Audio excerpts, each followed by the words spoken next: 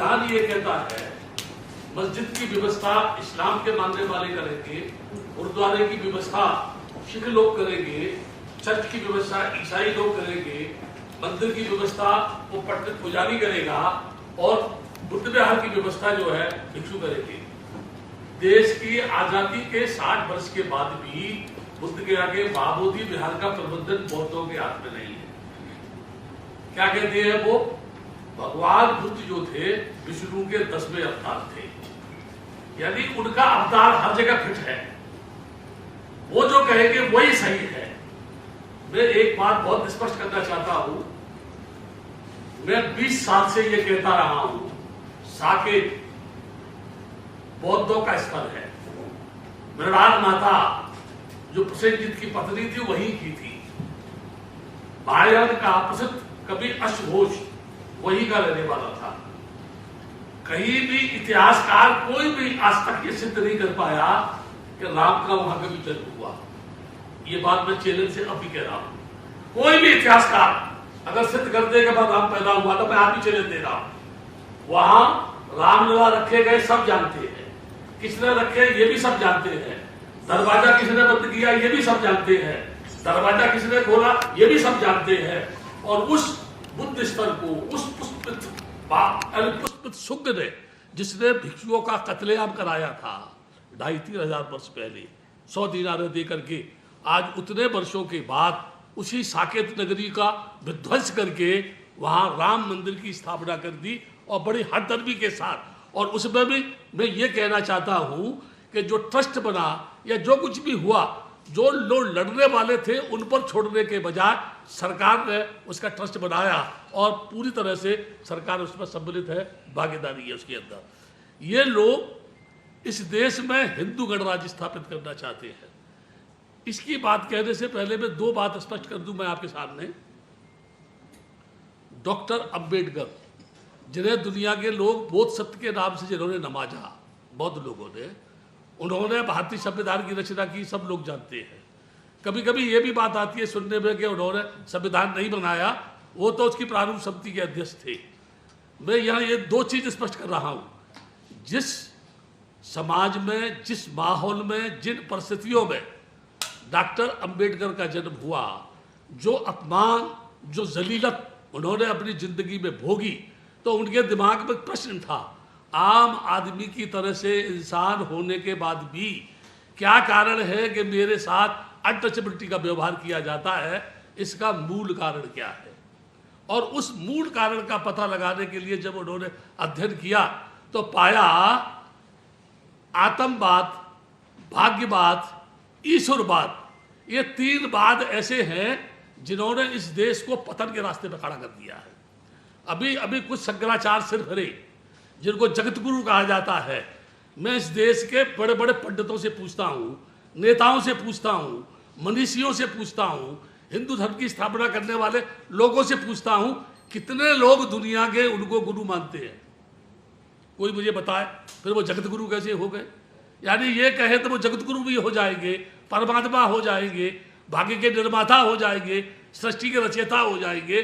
और जब इनसे ये पूछा जाएगा कि तुम्हारे परमात्मा ने सृष्टि की रचना किस जगह बैठकर, किस धातु से, किस सांचे में ढाल करके इंसान के पुतले को बनाया, तो इनके बाप भी जवाब नहीं दे पाएंगे।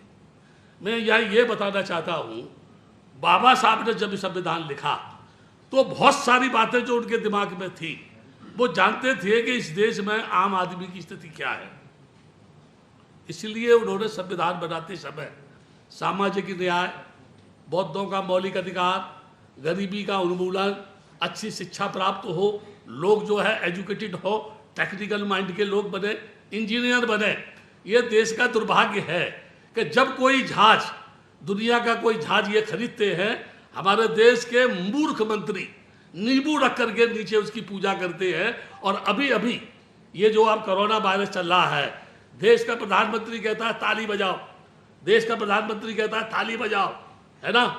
और मैं क्या कहता हूं, 33 करोड़ देवता एड़ी चोटी का जोर लगाएं, उनके बाप भी इसको नहीं रोक पाते, तो किस बात के हैं? निकम्बे हैं, नालायक है वो जो है। और जब ये कहा जाता है, जगत गुरु कहता है बुद्ध ने इस देश को नपुंसक बनाया, बुद्ध ने नहीं, इस देश के देवता नपुंसक है, उन्होंने ही लोगों को नपुंसक बनाया।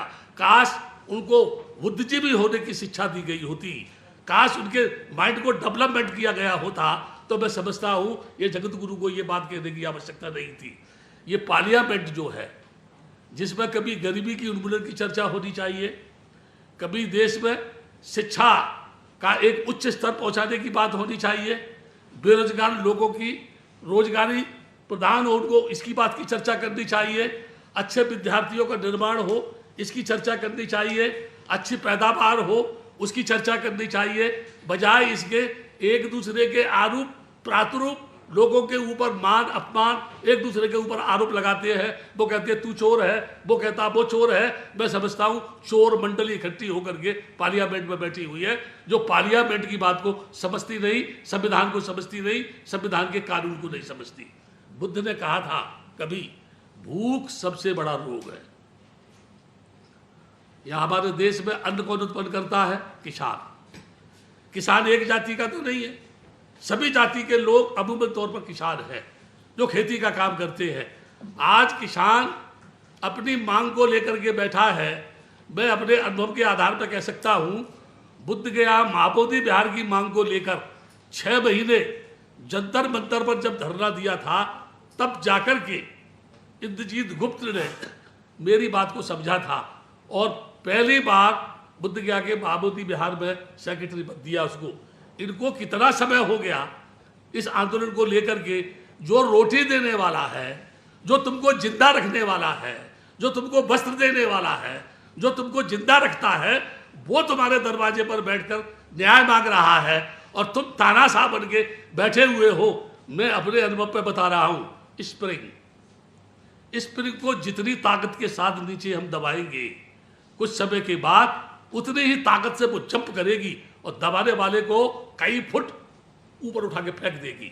ये जितने भी लोग आंदोलन कर रहे हैं, मैं सरकार के लोगों को जागरूक कर रहा हूँ, एक दिन ऐसा आएगा कि जब ये समस्याएं बढ़ती चली जाएंगी, आप बेचते चले जाएंगे, रेल बेचेंगे, आप हवाई अड्डे बेचेंगे, अपनी नई नीति अप्लाई करेंगे, किसी भी तरह से हिंदू धर्म स्थापित करेंगे, जबरदस्ती थोपने की कोशिश करेंगे, तो एक दिन ऐसा आएगा कि इस देश का नौजवान जब खूंखार होगा तो पेड़ों से बांध के तुमको मारेगा और तुमको बचाने वाला ही पैदा नहीं होंगे। इसलिए उससे मैं कहना चाहता हूँ कि जो भी हमारे देश की समस्या है उनका समाधान करना ये सरकार का काम है, और जब सरकार समाधान नहीं करती है तब जनमानस सड़क पे उतरता है, और जनमानस सड़क पे उतरने के बाद अपने फंडामेंटल राइट की मांग करता है। मैं इस मंच से, चाहे किसानों का आंदोलन हो, चाहे लोगों की बेरोजगारी की बात हो, जितनी भी समस्याएं हैं इस देश में, उनके समाधान में अगर पूरे देश में जन आंदोलन शुरू होता है तो कंधे से कंधा मिलाकर पूरे देश के भिक्षुओं के साथ मैं उसका समर्थन ही नहीं करूंगा, बल्कि उसमें आगे आगे चलूंगा, और जब तक चलूंगा जब तक कि वो समस्या हल नहीं हो जाती।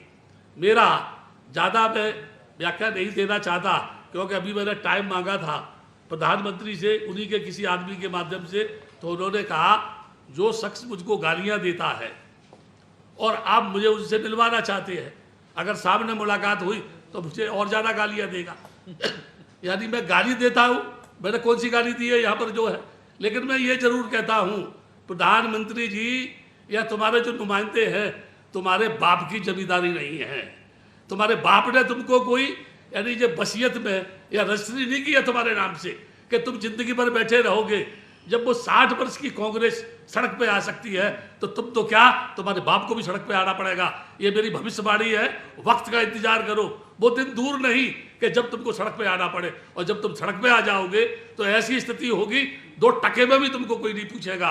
इससे अच्छा ये है कि होश में आओ और किसान आंदोलन की जो समस्या है उसका ही समाधान न करने के यानी करने के साथ साथ जो लोग भी बेरोजगार हैं उनको रोजगार दो और नई नई टेक्निक निकाल करके इस देश का विकास करो, तभी देश का विकास होगा, तभी तुम एक अच्छे प्रधानमंत्री साबित होगे। नहीं तो आने वाला इतिहास तो मैं माफ नहीं करेगा और तानाशाह की दृष्टि से तो मैं बदनाम करेगा। इतना ही कहकर आप सबको धन्यवाद देके मैं आपको आशीर्वाद प्रदान करता हूँ, और इसके साथ साथ ये घोषणा करता हूँ कि इससे पहले भी इस तरह का आंदोलन मैं पूना से लेकर के सोलापुर और सोलापुर से पूना, पूना से बॉम्बे तक कर चुका हूँ। और इस संबंध में मेरी ये राजरत्न अंबेडकर जी से पहले बात हुई है और आज भी मैं कह रहा हूँ यहाँ पर कि इस कदम को लेकर आप आगे चलो।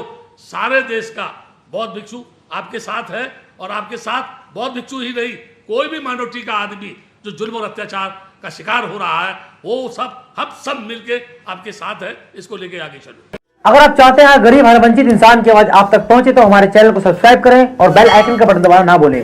देखते रहिए बहुजन हलचल न्यूज।